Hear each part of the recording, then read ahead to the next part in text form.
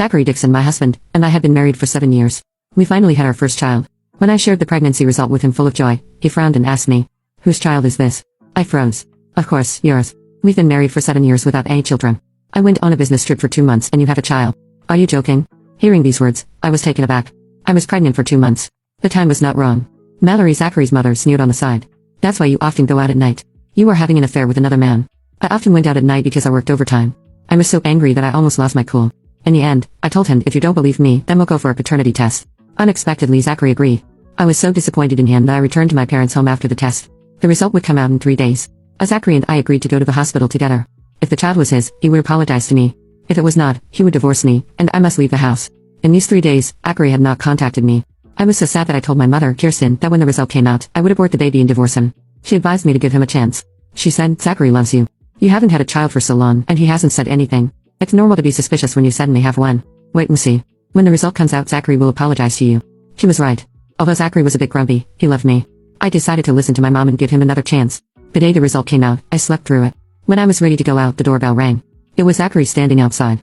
I thought that he had come to pick me up after getting the result. He was going to apologize for his mistake.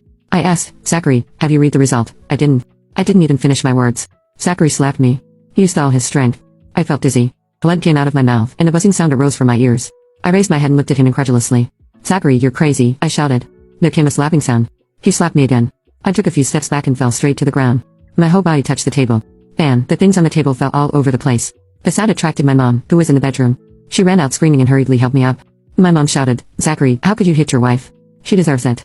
Zachary's eyes were red. He picked up the tissue box on the table and threw it toward me. "Lillian, nah, you cheat on me. I'll beat you to death, you bitch." Watching the tissue box fly over, I pulled my mom to the side. What did Zachary mean by this?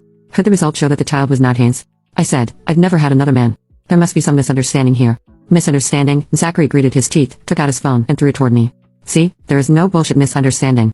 I picked up Zachary's phone and took a look. On the phone, it was a chat record with Joyce Underwood. Zachary had a college friend named Manuel Houston. Joyce, Manuel's wife, and they had met a few times and were considered friends. Joyce said that Manuel and I were dating. Zachary at first did not believe it, until Joyce sent a photo. It was a photo of arrived panties. The panties looked familiar to me. I had worn them that night before Zachary went on a business trip. I thought this might be a misunderstanding. I explained, "Zachary, these are not my panties." Hearing this, he instead became even more angry. He walked over and snatched his phone, tapping on it twice.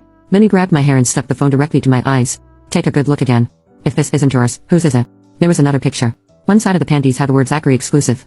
My brain buzzed, and my face instantly went pale. "It's impossible. After you saw me wearing it, I threw it into the trash can." "How can?" It quickly occurred to me that Mallory loved to steal my clothes.